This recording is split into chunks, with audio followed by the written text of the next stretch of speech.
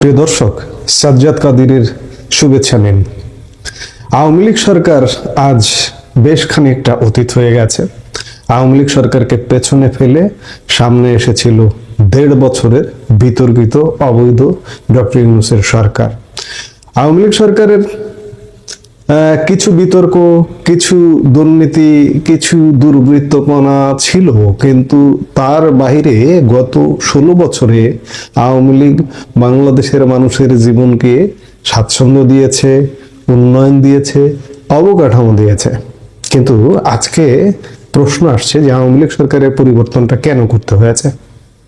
আওয়ামী লীগ সরকার পরিবর্তন করে একটা ভালো কিছু হবে? ওই যে দুর্বৃত্তপনা, দুর্নীতি বা অনিয়ম ছিল, ক্ষমতার দম্ভ ছিল, সেগুলোকে ছুঁড়ে ফেলে একটা ভালো কিছু হবে। কিন্তু আজকে যখন ইউনূস সরকার শেষ হয়ে গেছে, তখন বারবার প্রশ্ন আসছে যে ইউনূস সরকার গত ১.৫ বছরে আসলে কি দিয়েছে। আজ আমরা এমন এক চাঞ্চল্যকর তথ্য নিয়ে কথা বলবো যা শুনে আপনি স্তব্ধ হয়ে যাবেন। ডক্টর ইউনূসকে সামনে রেখে পর্দার আড়ালে কারা কলকাঠি নেড়েছে? কেন নির্বাচন পেছিয়ে দিতে মরিয়া ছিল অন্তত ৩ জন প্রভাবশালী উপদেষ্টার সিন্ডিকেট? মব সন্ত্রাস আর রাজপথের অস্থিরতার পেছনে কি তবে সরকারের ভেতরেই হাত ছিল? দৈনিক মানবজমিনের একটি বিস্ফোরক রিপোর্ট এবং বর্তমান রাজনৈতিক প্রেক্ষাপটে আজ আমরা ফাঁস করতে যাচ্ছি অন্তর্বর্তী সরকারের সেই অন্ধকারের গল্প। বন্ধুরা, আমি শুরুতেই বললাম যে শেখ হাসিনা সরকারের পতনের পর দেশ এক নতুন স্বপ্ন দেখেছিল, কিন্তু ডক্টর ইউনূসের অন্তর্বর্তী সরকার কি সেই স্বপ্ন পূরণ করতে পেরেছে? অনেকে বলছেন আওয়ামী লীগ আমলে যে বিতর্ক ছিল তা থেকে ১০০ গুণ বেশি বিতর্ক তৈরি করেছে এই অন্তর্বর্তী সরকার।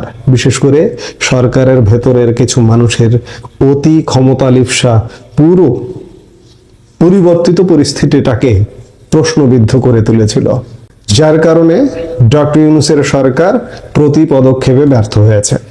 ইতিমধ্যে নিশ্চয়ই মানবজমিনের এই রিপোর্টটা আপনাদেরও চোখে পড়েছে। এই রিপোর্টটির শিরোনাম ৩ উপদেষ্টা ক্ষমতা ধরে রাখতে চেয়েছিলেন, কিন্তু কেন? এই প্রশ্নেই লুকিয়ে আছে বাংলাদেশের বর্তমান রাজনৈতিক সংকটের গভীর রহস্য। রিপোর্টে বলা হচ্ছে অন্তত ৩ জন উপদেষ্টা নির্বাচন বিলম্বিত করার নানামুখী খেলায় লিপ্ত ছিলেন। তারা ডক্টর ইউনূসকে এক প্রকার চাপে রেখেছিলেন যেন তিনি দ্রুত নির্বাচনের ঘোষণা না দেন। অন্যভাবে যদি বলেন, ডক্টর ইউনূসকে এক প্রকার বন্দি করে রেখেছিলেন এই ৩ উপদেষ্টার সিন্ডিকেট। এখন প্রশ্ন জাগতে পারে তারা কিভাবে এই চাপ সৃষ্টি করেছিলেন। রিপোর্টে উঠে এসেছে এক ভয়ঙ্কর তথ্য, মব সন্ত্রাস ছিল তাদের প্রধান হাতিয়ার। হ্যাঁ, আপনারা ঠিকই শুনেছেন। যখনই রাজপথে কোনো অস্থিরতা তৈরি হয়েছে, যখনই কোনো প্রতিষ্ঠানে হামলা হয়েছে বা তথাকথিত মব বিচার শুরু হয়েছে, তার পেছনে কি এই উপদেষ্টাদের উস্কানি ছিল? মানবজমিনের রিপোর্ট অনুযায়ী এই উপদেষ্টাদের কৌশলের অন্যতম হাতিয়ার ছিল মব সন্ত্রাস। তারা জানতেন দেশে আইন শৃঙ্খলা পরিস্থিতি যত নাজুক থাকবে, নির্বাচন তত পিছিয়ে দেওয়া যাবে। তারা ডক্টর ইউনূসকে বোঝাতে সক্ষম হয়েছিলেন যে এখন নির্বাচন দিলে পরিস্থিতি সামাল দেওয়া যাবে না। আগস্টকে বিক্রি করে তারা বলতে চেয়েছিলেন যে আগস্টের চেতনা ধূলিসাৎ হয়ে যাবে। আরো আশ্চর্যের বিষয় হলো ডক্টর ইউনূস নিজেও একসময় অসহায় হয়ে পড়েছিলেন। তার সামনে একগাদা সংস্কারের প্রস্তাব দেওয়া হয়েছিল। এই সংস্কারের মোড়কেই মূলত ক্ষমতার মেয়াদ বাড়ানোর ছক আঁকা হয়েছিল। আপনারা কি খেয়াল করেছেন, প্রথম আলো বা ডেইলি স্টারের অফিসে যখন হামলা হয়েছিল তখন প্রশাসন কেন নীরব নির্বিকার ছিল? পুলিশের বড় কর্তারা কেন সময় মতো ব্যবস্থা নেননি? মানবজমিনের রিপোর্ট বলছে এর পেছনে ছিল সেই উপদেষ্টাদের নির্দেশ। এমনকি খোদ প্রধান উপদেষ্টা ডক্টর ইউনূসকেও নাকি অন্ধকারে রাখা হয়েছিল। তিনি তখন ঘুমিয়েছিলেন বলে পরে এক সাংবাদিককে জানিয়েছিলেন। ভাবা যায়। এবার আসি ভূ রাজনীতির কথায়। এই ৩ উপদেষ্টার লক্ষ্য শুধু ক্ষমতা ছিল না, তারা চেয়েছিলেন তাদের পছন্দের কোনো শক্তির হাতে ক্ষমতা হস্তান্তর করতে। তারা বিদেশি দূতাবাসগুলোতে গিয়ে কূটনীতিকদের বোঝানোর চেষ্টা করতেন যে এখনই নির্বাচন দিলে উগ্রপন্থী বা অপ্রত্যাশিত শক্তির উত্থান ঘটবে। এমনকি জনমত জরিপগুলো নাকি তারা নিজেদের মতো করে ম্যানিপুলেট বা প্রভাবিত করতেন। এখানে একটি রোমাঞ্চকর তথ্য আছে, একজন উপদেষ্টা দক্ষিণ এশিয়ার একটি দেশে গিয়ে নাকি একদিনের জন্য নিখোঁজ হয়ে গিয়েছিলেন। বাংলাদেশের মিশন তাকে খুঁজে পাচ্ছিল না। কেন এই রহস্যময় অন্তর্ধান? তিনি কার সাথে গোপন বৈঠক করেছিলেন? অন্যদিকে একটি আঞ্চলিক শক্তির চাপ আর নিজের রাজনৈতিক ভবিষ্যৎ চিন্তা করে ডক্টর ইউনূস শেষ পর্যন্ত নির্বাচনমুখী হতে বাধ্য হন। তার হয়তো ভয় ছিল নির্বাচন ভণ্ডুল হলে তার দীর্ঘদিনের অর্জিত পার্সোনাল ইমেজ বা ব্যক্তিগত পুঁজিপাটটা সব ধুলোয় মিশে যাবে। লন্ডন বৈঠক ছিল সেই নির্বাচনমুখী যাত্রার একটি বড় অংশ। কিন্তু মজার ব্যাপার হলো সেই তিন উপদেষ্টা এই বৈঠকটিও বানচাল করার চেষ্টা করেছিলেন। কথায় কথায় আওয়ামী লীগের দুঃশাসনের কথা আসে। দুঃশাসন কাকে বলে, কত প্রকার, ইউনূস সরকার সেটি দেখিয়ে দিয়েছে। অন্তর্বর্তী সরকারের এই তিন উপদেষ্টার ভূমিকা কি আওয়ামী লীগের দুঃশাসন যেটাকে এরা বলে বা যারা বলে তার ধারে কাছে কি ছিল? মোটেই নয়। ভয়ঙ্কর ক্ষতিকর ছিল ইউনূসের 1.5 বছরের শাসন আমল।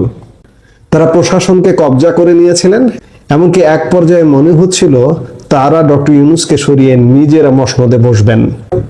দেশের রাজনৈতিক দলগুলো কিন্তু এই বিষয়টি খুব কাছ থেকে পর্যবেক্ষণ করেছিল। বিশেষ করে প্রধান রাজনৈতিক শক্তিগুলো ধৈর্য ধরে অপেক্ষা করেছে।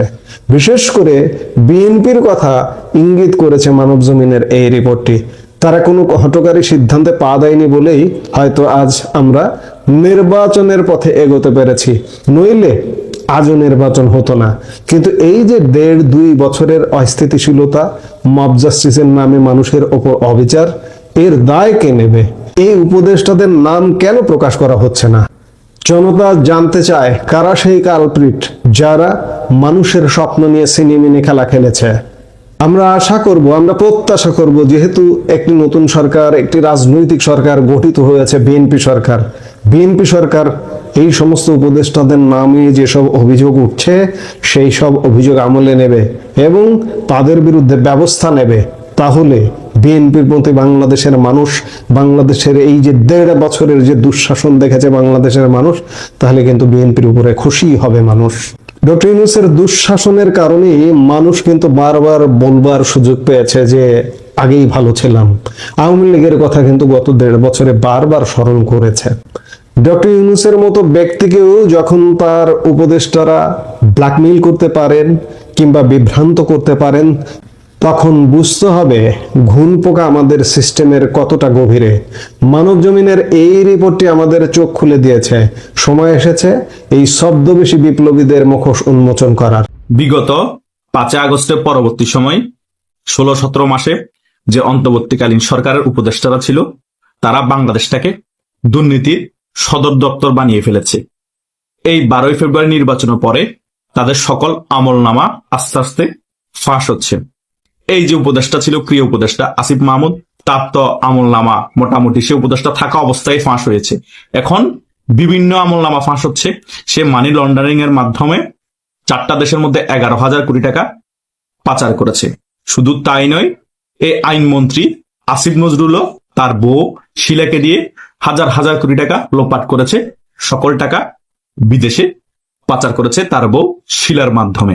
এবং এই যে ডাস্টবিন শফিক আছে, বড় বড় চাপা মারতো, গালবাজি করে করে মিডিয়া গরম রাখতো, সেও নাকি 2,000 কোটি টাকা আত্মসাৎ করেছে। আরে ভাই, এই টাকাগুলো কাদের? এই টাকাগুলো আমার, আপনার। এরা জনগণের থেকে টাকা চুষে নিয়ে সেই টাকা তারা বিদেশ পাচার করেছে। আর তারা বড় বড় গালবাজি করতো, বড় বড় চাপাবাজি করতো। আওয়ামী লীগের আমলে নাকি অনেক বেশি দুর্নীতি হয়েছে। আওয়ামী লীগের নেতারা নাকি হাজার হাজার কোটি টাকা বিদেশে পাচার করে বেগম পাড়ায় শুধু ঘর আর ঘর কিনেছে। আমার একটা জিনিস, আমি সবসময় সত্য হলো সত্য কথাগুলো মেনে নিই। এ সকল কথা একদমই সত্য, একটাও মিথ্যা না। কিন্তু আমার কথা হচ্ছে, আওয়ামী লীগের নেতারা খারাপ ছিল, কিন্তু তোমরা তো সেম কাজ করছো। তাহলে আওয়ামী লীগের পতন করে লাভ কি হলো? তোমরা নতুন বন্দোবস্তের কথা বলেছিলে, আর আওয়ামী লীগের নেতারা 16 বছরে যা করতে পারেনি তোমরা সেটা 16-17 মাসে করে দেখিয়েছো। শেখ হাসিনা বলেছিল আমার একজন এপিএস 400 কোটি টাকার মালিক হয়ে গিয়েছে।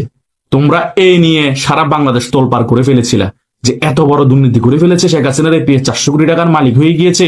আরে ভাই, সেটা 16 বছর ক্ষমতা থাকার পরে আওয়ামী লীগের প্রধানমন্ত্রী যিনি বা সভানেত্রী শেখ হাসিনার এপিএস 400 কোটি টাকার মালিক হয়ে গিয়েছিল, যার কাছে এত ক্ষমতা থাকার পর। আর তোমরা 16-17 মাসে এই আসিফ মাহমুদের এপিএসি 300 থেকে 350 কোটি টাকা লোপাট করে ফেলেছে, দুর্নীতির দায় তার উপর এসেছিল মাত্র 6-7 মাসের মধ্যে।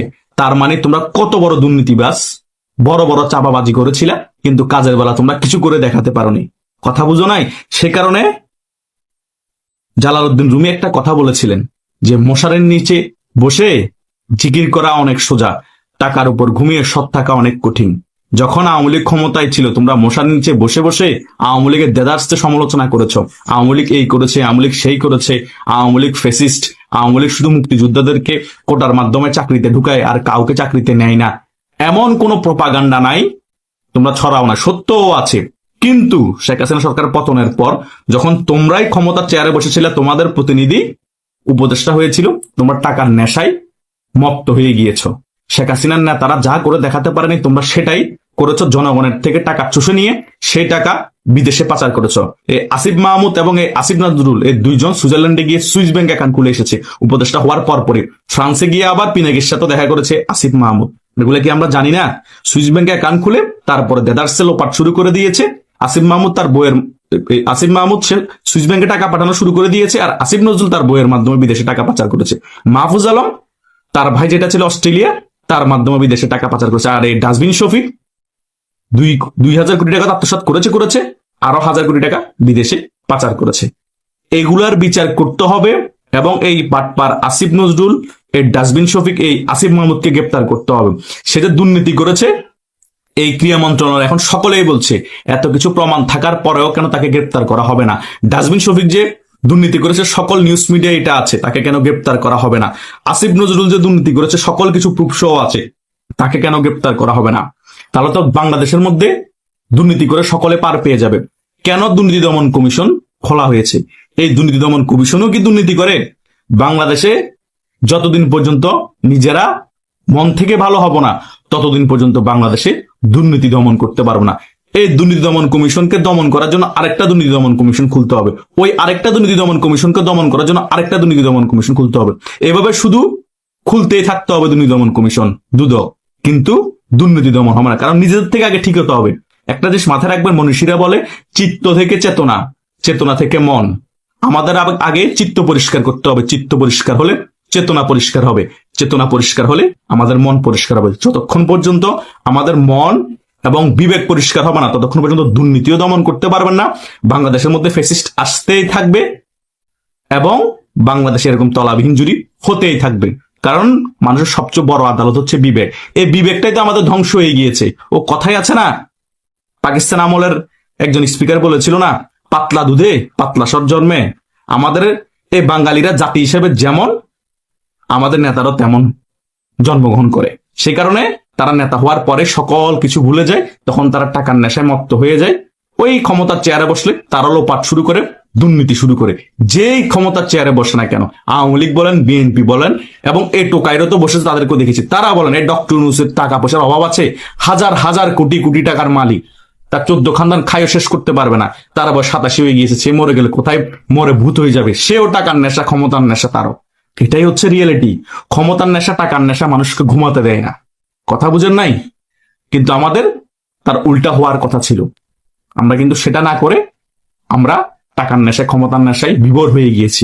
আমরা টাকার নেশায়, ক্ষমতার নেশায় ওকে মেরে ফেলছি, ওকে গুম করছি, ওর নামে মিথ্যা কথা ছড়াচ্ছি, এবং জাতির যারা নায়ক ছিল, আমাদের বাংলাদেশটাকে এনে দিয়েছে, তাদের নামে প্রপাগান্ডা ছড়াচ্ছি, তাদের মোরাল ভেঙে দিচ্ছি, একমাত্র ক্ষমতা ধরে রাখার জন্য এবং মানুষকে বিভ্রান্ত করার জন্য। এভাবে 16-17 মাস বাংলাদেশ চলেছে। একটা দেশ মিথ্যার উপর দিয়ে চলতে পারে না, একটা দেশ মিথ্যার উপর দিয়ে বেশি দিন টিকে থাকতে পারে না। শেখ হাসিনা 16 বছরে বাংলাদেশকে যেভাবে মাথা উঁচু করে দাঁড় করিয়েছিল, এই 16-17 মাসে সেটা একেবারে ধূলিসাৎ করে দিয়েছে। আল্লাহ জানে বিএনপি এখন ক্ষমতা এসেছে, বিএনপি কিভাবে রাষ্ট্র পরিচালনা করে।